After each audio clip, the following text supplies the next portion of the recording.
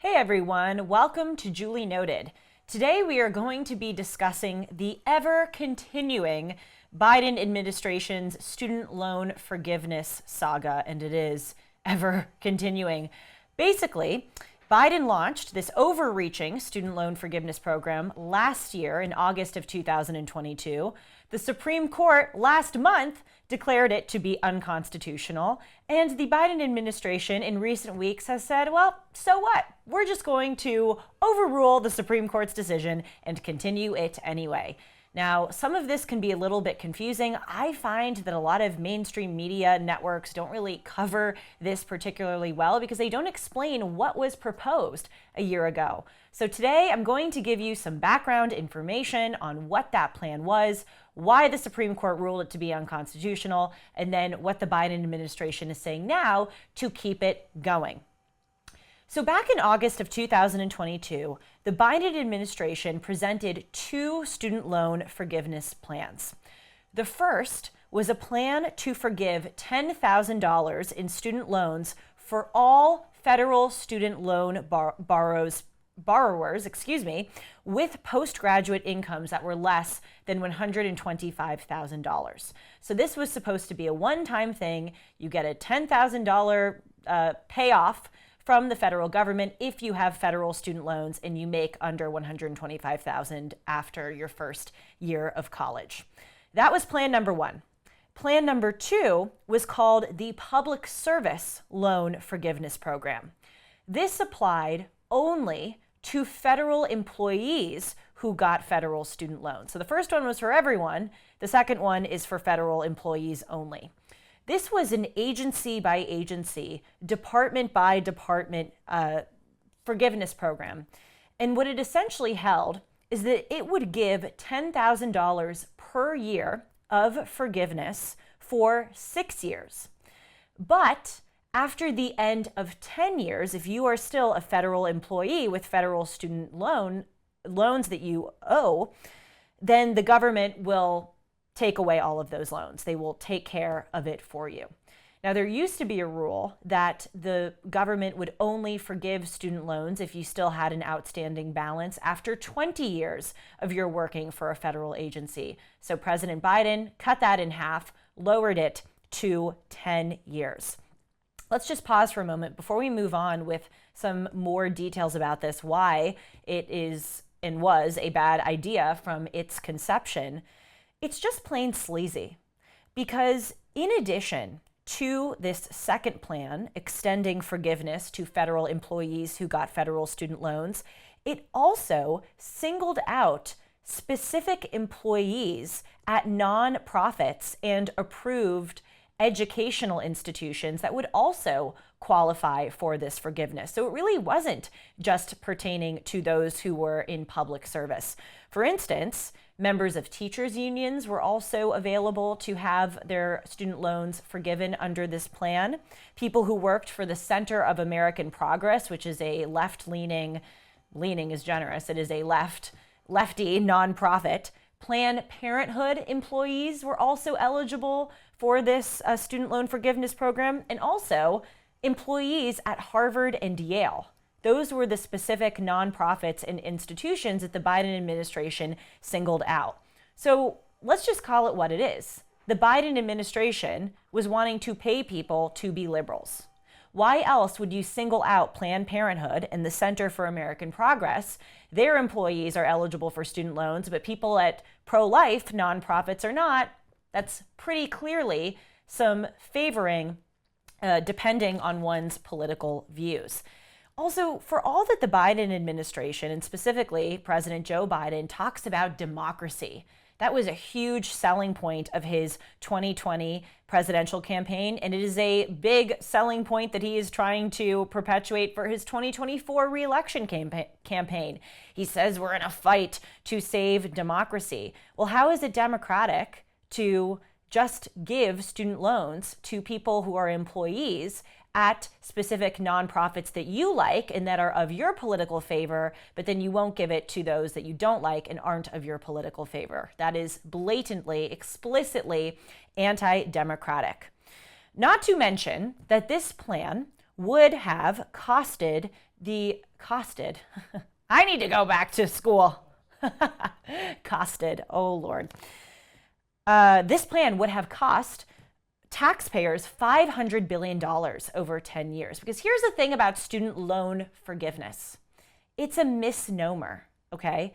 Student loan forgiveness doesn't mean that just your loans or your outstanding balance, poof, goes away and is forgiven. Really, the right thing to call this is a student loan transference. Instead of the people who took out the loans having to pay it back, the American taxpayers have to bear that burden, because where does the federal government get money to forgive student loans? From people like you and me, by raising our taxes. So that would have cost us $500 billion over the next 10 years. It may still cost us close to that amount because, as I mentioned, and as I'm going to get to in a moment, President Biden has said, well, the Supreme Court doesn't want me to do this, but I'm going to do it anyway. Additionally, this plan is blatantly anti-democratic, not just for favoring left-leaning organizations and nonprofits, but also simply because it is not the purview of the presidency to enact such a policy. If you look, for instance, at the executive order, even the power of the executive order, because President Biden issued these two plans through an executive order. Nowhere in the Constitution does the president actually have a right to an executive order. It is assumed in Article 2, Section 1 of the Constitution, which reads, quote, "The executive power shall be vested in the President of the United States." But really, that doesn't say that the president has the power of an executive order. Now, of course, President Trump used executive orders, President Obama, President Bush, doesn't matter if you're Democrat or Republican, presidents do use executive orders. But I just wanted to point out that that is technically not a constitutionally given right given to the president. Also, matters pertaining to the power of the purse, i.e. money, is given to Congress or the legislature in the United States Constitution. There are very specific rules and outlines of what each branch of government is allowed to do.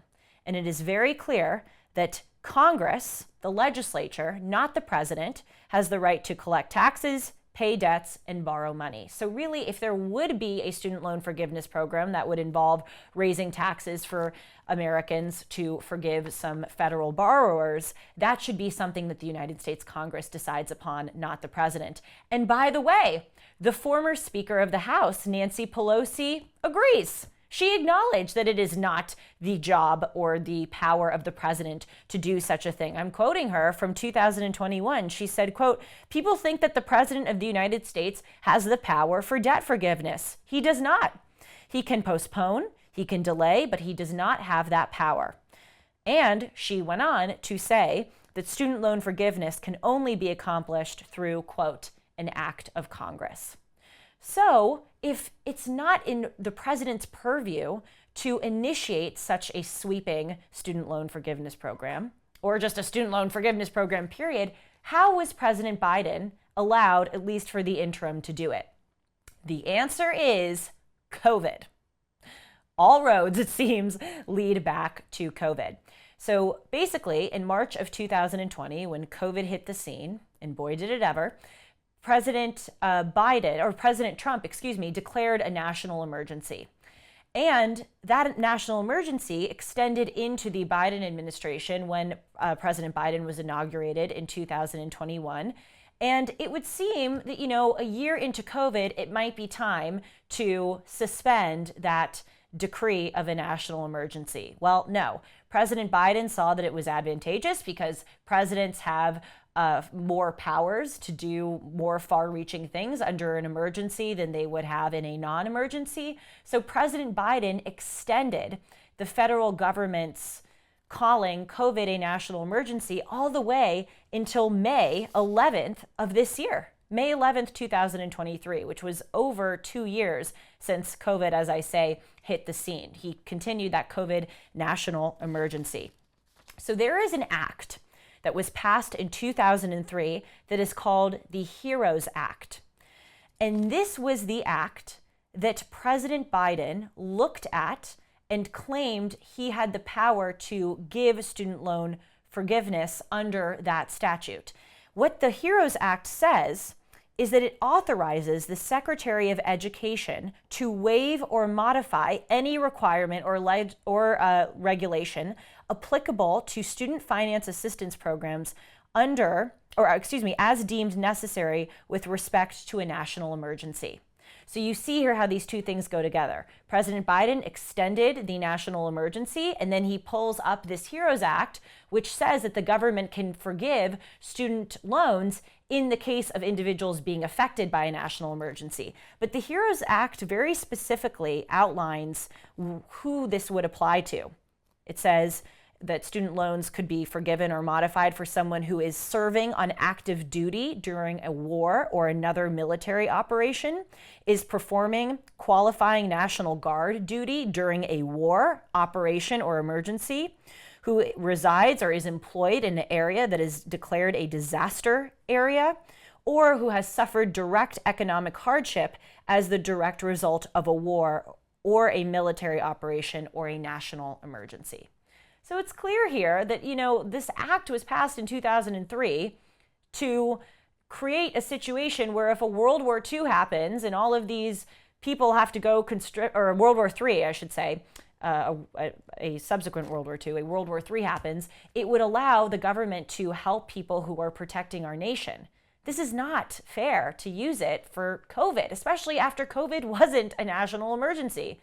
So here's what happened. Last month, on June 30th to be exact, the Supreme Court heard this case and they struck down President Biden's plan. They ruled it 6-3 that the HEROES Act, the act that I just read to you, does not allow President Biden to forgive millions of people's student loans because COVID was no longer a national emergency, does not qualify as the kind of emergency that the HEROES Act was intended for. So now let's go on, fast forward to the present day, where President Biden has essentially said, well, F what the Supreme Court says, I'm going to do what I want. But before we get to that, I want to tell you about MyPillow. I only advertise products that I use, and I use MyPillow. I sleep on MyPillows every night. As all of my producers know, and many of the people who work in my building know, I walk in to work every day wearing my slippers. I often am wearing a very nice dress, and I will nevertheless walk in with my slippers because they are so comfortable. So I want to tell you about a deal that my exclusive listeners have with MyPillow. You can get a queen size MyPillow for $19.98. A regular price is $69.98. And a king size is $10 more than that. So you see, you will be getting a big discount if you go to mypillow.com and click on the radio and podcast square and use the promo code Hartman. Again, you can get a queen size MyPillow for $19.98, as well as deep discounts on other products, including the My Slippers. You can also call 1-800-566-6745. That's 1-800-566-6745 and use the promo code Hartman, or go to mypillow.com and click on the radio listener square and use the promo code Hartman, which, by the way, is my last name. Okay, now to the present day, or at least let's fast forward to what the Biden administration said a few days ago. The Biden administration sent a letter to Americans who still owe student loans, assuring them that the administration would keep the fight to forgive those loans. But in that email, the Biden administration wrote that the Supreme Court, quote, got it wrong on student debt. This email was specifically sent by our Education Secretary, Miguel Cardona, and he referenced President Biden in the email, saying President Biden and I, et cetera, et cetera. So they said that the Supreme Court has gotten it wrong, and they are proceeding with a massive student loan forgiveness program. The Education Department has already approved applications for more than 16 million borrowers. In total, the Biden administration has already forgiven more than $116.6 billion in student loans for more than 3.4 million borrowers so far. Clearly, I need to go back to college. Costed borrowers. Maybe I need some help there. But they outlined specifically, they meaning the Biden administration, how they would get around the Supreme Court decision. Clearly, they're already doing it if they have approved 16 million applicants as well as forgiven $116.6 billion in student loans. But they have three ways that they plan on getting around the Supreme Court. First, they say that they are going to initiate a long-term plan to forgive student loans using what's called negotiated rulemaking. Now, that sounds like exactly what it is. There are rules, but the Biden administration is saying we're going to negotiate with those rules, i.e., we're basically going to subvert those rules. That's way number one. Way number two that the Biden administration is outlining that they're going to get around the pesky Supreme Court ruling is that they've announced a Saving on Valuable Education plan, that's the acronym is SAVE, which will cut monthly payments to $0 for millions of low-income borrowers starting later this summer. I'm reading here from the Daily Wire. So the cutoff is $32,800 for a single person. That has to be their annual salary, and $67,000 for a borrower in a family of four, okay?